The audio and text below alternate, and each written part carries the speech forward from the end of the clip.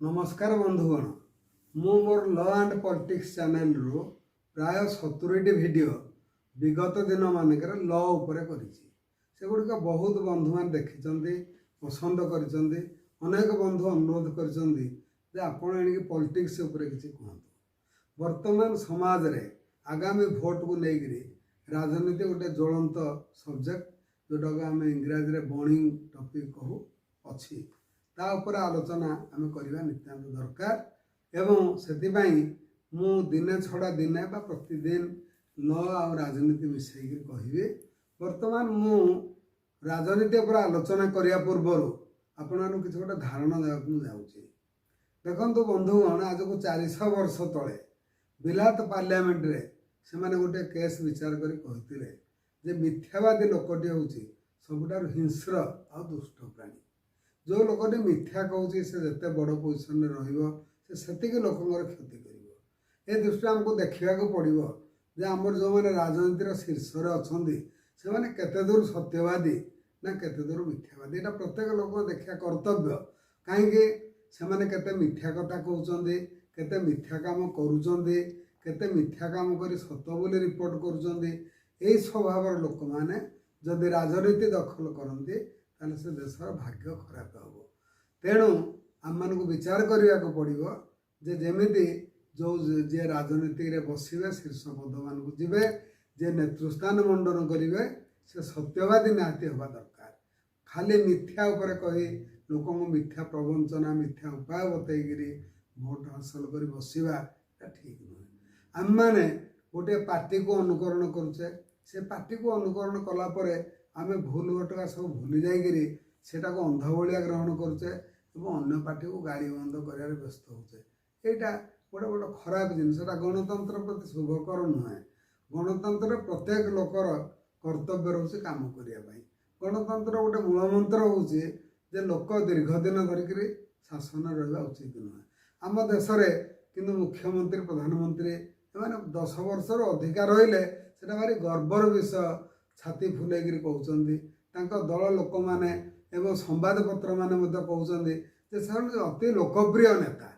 तो लोकप्रिय नेता कौन गणतंत्र तो से गणतंत्र हत्याकारी से गणतंत्र को हत्या करके निजे दखल कर पद को लोकप्रिय को गोटे हम से लोक मान को भूतईकरी भोट नहीं अधिका लोक भूतईकरी भोट पाइबा अर्थ लोकप्रिय नुहे। जो मैंने यही भाव नौकरी से गणतंत्र को डेफिनेटली हत्याकारी कह। तेणु बंधुगण आपण समस्त सतर्क हवा दरकार जे आम गणतंत्र शासन निश्चय चाहूँ आम राजतंत्र चाहूनु। गणतंत्र शासन किसी असुविधा रहा राजतंत्र टार भल जदि आम गणतंत्र चाहूँ ताल आम नेता बदलू चेर बदली करूँ प्रति 5 वर्ष आम मैंने ठिया हूँ। आम खाली भोट देवाई तो स्वाधीनता आणनु भोटे ठिया हवा कथा ताले गरीब लोक ठिया होना कहीं मत जड़े कहले जे मोदी तो चा बिकुले किए मना कला। अरे मोदी जदि चा बिकुले ठिया हेले ताले अधा लोक तो एमती चा पकुड़ी बिकिकी भी होते सी एकदा पिलादिन चा बिकुले कौन करुले सेटा गोटे उदाहरण नुहे किए केमी कौ पटे उठी आसी कौन कर पार्लियामेंट जिते लोक अच्छा बर्तमान तो समस्ते से बाहरुचे अर्धाधिक लोक 200 कोटी संपत्तिर अधिकार मालिक अर्धाधिक पाखापाखि क्रिमिनाल यही मानक नहीं आम देश राजतंत्र चलते अधा क्रिमिनाल आउ अधा धनी आउ सब तो सब लोग ठक मिछुआ यही लोक मानक नहीं जब शासन तैयारी होता कि शासन भितर आम रहीचे पुणी पलैजा से बिलात पार्लियामेंट जो 400 वर्ष तले कहला जे से लोक हूँ सबुठ हिंस्र से माने प्रकृत हिंस्र लोक से आपण भोट देला बेले सावधान हे। केवल पार्टी प्रिय पार्टी को लाइकिंग करी से आम पार्टी लोक तेणु आम आखि मुझिक भोट देवु ठीक नुहे। सेमती करने द्वारा आपण गणतंत्र को विरोध कर गोटे कथा मुझे कहीपे 1945 मसीहा बेलू बिलातर प्रधानमंत्री विंस्टन चर्चिल से कहते जे भारत सीना स्वाधीन होगा चेष्टा करुचे किंतु स्वाधीनता रक्षा करें से प्रकृत में स्वाधीनता गणतंत्र सेन्स कहते।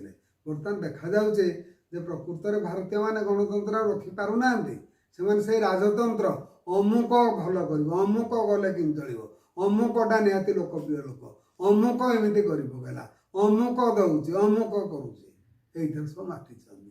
କାହିଁକି ଅମୁକ କାହିଁ କରିବ? ଅମୁକ ଯାଉ, ଆଉ କ'ଣ କେହି ରହିବେନି? ଯେଉଁ ଅମୁକଙ୍କ ନାଁ ଧରୁଛ ସେମାନେ କ'ଣ ଅମର? ସେମାନେ ପୃଥିବୀ ତ୍ୟାଗ କରିବେ କି? ସେତେବେଳେ ଦେଶ ଚଳିବ। ତାଙ୍କୁ ଅମୁକ ଲୋକକୁ ସବୁଦିନେ ତମେ କାହିଁକି ଧରିକିରି ବସିଛ? ଏଇଟା ଗଣତନ୍ତ୍ରର ପରିପନ୍ଥୀ। ବନ୍ଧୁଗଣ, ଆପଣମାନେ ସଚେତନ ହୁଅନ୍ତୁ। ଆପଣଙ୍କ ଭିତରୁ ଲୋକ ସୃଷ୍ଟି କରିକିରି ଆପଣ ଠିଆ କରାନ୍ତୁ। ଠିଆ କରେଇଲେ ଏଇ ଯେଉଁ ଅମୁକଟା ସବୁବେଳେ ମାଡ଼ି ବସିଛି ସେ ମାଡ଼ି ବସିପାରିବ ନାହିଁ। ଦେଶରେ ଭଲ ଶାସନ ଚାଲିବ। ନଚେତ୍ ଗୁଡ଼ିଏ ଭିକାରୀ ସୃଷ୍ଟି ହେଉଥିବେ, ଚାଷ ଆଉ ହେଇପାରିବନି, ପଡ଼ିଆ ପଡ଼ିବ, ଲାଷ୍ଟକୁ ଗଣ୍ଡଗୋଳ ହତ୍ୟାକାଣ୍ଡ ହେଇକିରି ଗୋଟେ ବିଭୀଷିକା ସୃଷ୍ଟି ହେଇଯିବ, ଯେଉଁଟା ଆପଣମାନେ ଦୃଷ୍ଟି କରିପାରୁନାହାନ୍ତି। ଆମେ ଆମର ଶିକ୍ଷା ବଳରେ ଆଲୋଚନା କରିକିରି ଭବିଷ୍ୟତ କଥା ଦେଖି ଜାଣିପାରୁଛୁ। ଯଦି ଏଇଭଳି ଭାବରେ ଚାଲେ ତାହେଲେ ବିଭୀଷିକା ହିଁ ବିଭୀଷିକା ହେବ। ଦେଶରେ ମଦ୍ୟର ବନ୍ୟା ଛୁଟା ହେଉଛି। ଇଆଡ଼େ ପାଳନ କରାହେଉଛି ଯେ ଗାନ୍ଧୀଙ୍କ ଇଏରେ ମଦ ବନ୍ଦ। ମଦ୍ୟର ବନ୍ୟା ତମେ ଛୁଟେଇଛ, ବନ୍ଦ କେଉଁ ପଟେ ହେବ? ଗୁଟୁକା କମ୍ପାନୀକି ବନ୍ଦ ନ କରି କହିଲ ଗୁଟୁକା ଯିଏ ଖାଇବ ଦଣ୍ଡ। ଇଏ କି ପ୍ରକାର କଥା? କମ୍ପାନୀଠୁ ଟଙ୍କା ଆଣୁଛ, ଇଆଡ଼େ ଗୁଟୁକା କହୁଛ ବନ୍ଦ। ଏସବୁ ଉପାୟରେ, ଭ୍ରଷ୍ଟାଚାର ଉପାୟରେ, ମିଥ୍ୟାଚାର ଉପାୟରେ ଲୋକମାନଙ୍କୁ ବିଭିନ୍ନ ପ୍ରକାରରେ ଭୂତେଇକିରି ଭଣ୍ଡେଇକିରି ଭୋଟ ନେଇକିରି କରୁଛନ୍ତି। ଲୋକ ବୁଝିପାରୁନାହାନ୍ତି। କିଏ ଗଣ୍ଡେ ଚାଉଳ ପାଇକିରି, କିଏ ଖଣ୍ଡେ ସାଇକେଲ ପାଇକିରି ସେଥିରେ କୃତ୍ୟ ହେଉଛି।